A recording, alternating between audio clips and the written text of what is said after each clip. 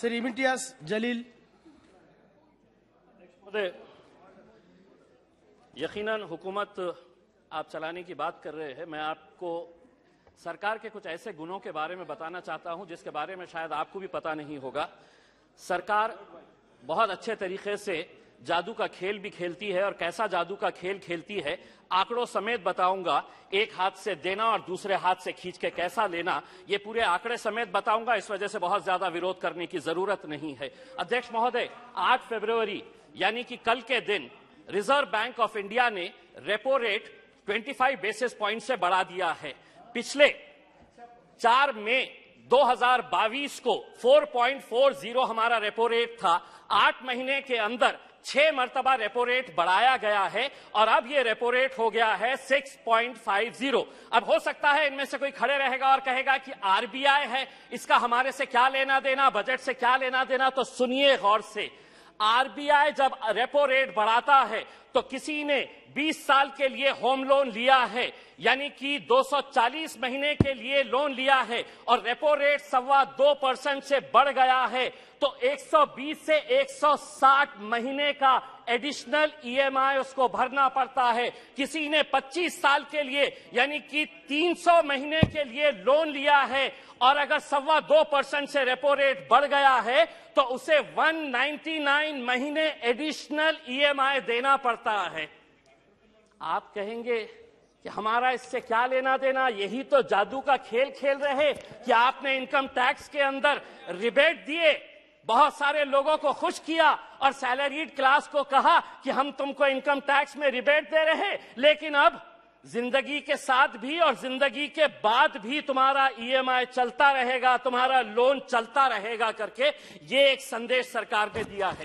अध्यक्ष महोदय, एजुकेशन के लोन के अंदर सरकार ने जो आंकड़ा दिया है स्कूल और हायर एजुकेशन के लिए 1,12,899 करोड़, बहुत अच्छा बढ़िया सा फिगर है, जिसमें से 61% स्कूल एजुकेशन के ऊपर खर्च किया जाएगा, और इन्हीं पैसों के अंदर से 14,500 पीएम श्री नाम के स्कूल्स बनाए जाएंगे। अध्यक्ष महोदय, मैं पूछना चाहता हूं, जो बच्चे आज गांव के अंदर पढ़ रहे हैं, जो जिला परिषद के स्कूलों के अंदर पढ़ रहे हैं, मेरे अहम सिर्फ अकेले औरंगाबाद जिले के अंदर अभी सर्वे करवाया सरकार के जरिए 1600।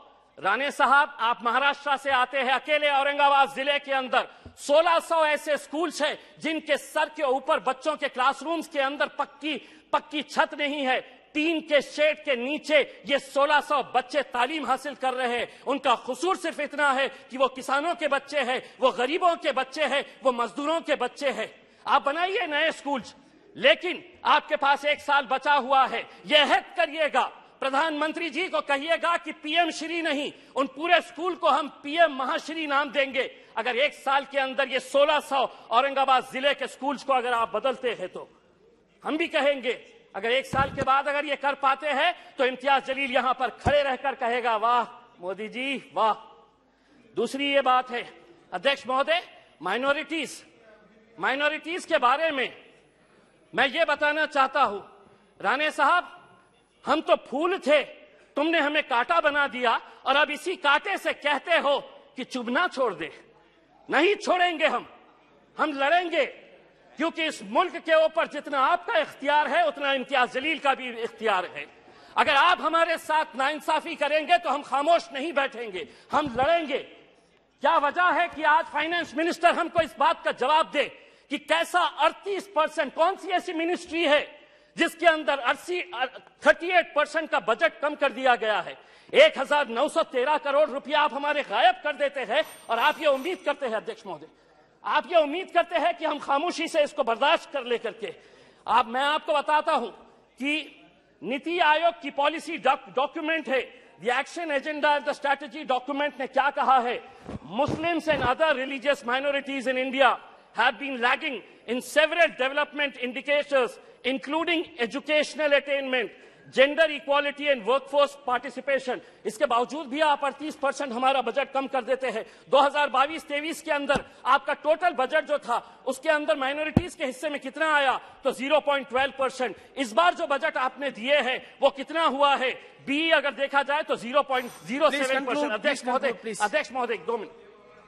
तो ये टोटल एलोकेशन अध्यक्ष महोदय, ये कितनी गंभीर बात है कि देश आगे बढ़ेगा, लेकिन माइनॉरिटीज के लिए जो बजट दिया गया है 2012 और 13 के अंदर जो बजट था वो बजट इस बार दिया गया, यानी कि देश आगे बढ़ेगा और माइनॉरिटीज पीछे रह गए। ये कब तक चलेगा? मेरी दूसरी बात यह है अध्यक्ष महोदय, आम आदमी को प्लीज फाइंड अप नाउ। अध्यक्ष महोदय एक minute, GDP, fiscal deficit, monetization, RE, BE, इससे कोई लेना देना नहीं है। इस देश के अंदर वो सम्मान के साथ कैसा जी सकता है, उसकी फिक्र बस उसे यही रहती है। हम वित्त मंत्री से इस बजट के अंदर ये उम्मीद कर रहे थे कि वो ईपीएस 95 के बुजुर्ग पेंशनर्स के बारे में बोलेंगे, वो किसानों की आय कैसी बढ़ाई जाएगी, इसके बारे में जिक्र करेंगे। पूरे देश के अंदर कॉन्ट्रैक्ट, अध्यक्ष महोदय एक सेकंड, अध्यक्ष महोदय, पूरे देश के अंदर कॉन्ट्रैक्ट वर्कर्स जो है उनके साथ कैसी नाइंसाफी हो रही। पार्लियामेंट के अंदर भी कॉन्ट्रैक्ट वर्कर्स लगाए जा रहे हैं, उनका पीएफ नहीं भरा जाता, उनका ईपीएफ नहीं भरा जाता, ईएसआईसी का पैसा नहीं भरा जाता है। मैं अध्यक्ष महोदय ये उम्मीद कर रहा था कि जाने से पहले इस देश को तंबाकू और शराब मुक्त करके जाएंगे। हम सराय होते आपको इसी बात के लिए अध्यक्ष महोदय। और हाँ, मैं जाते जाते सिर्फ इतना कहना चाहूंगा, मैं नाम लूंगा, मैं अडानी का नाम इसलिए लूंगा कि एलआईसी में मेरा भी पैसा है, एसबीआई का मैं भी कस्टमर हूं। प्रधानमंत्री हर एक के बारे में बात करेंगे, 140 करोड़ जनता मेरे पीछे कैसा है ये बताएंगे, लेकिन अडानी का नाम नहीं लेंगे। कहीं ऐसा ना हो जाए कि उस एक शख्स के चक्कर में 140 करोड़ जनता तुम्हारी हाथ से निकल जाए और आप लोग बस सड़क के ऊपर तालियां। श्रीमती रिटी पदक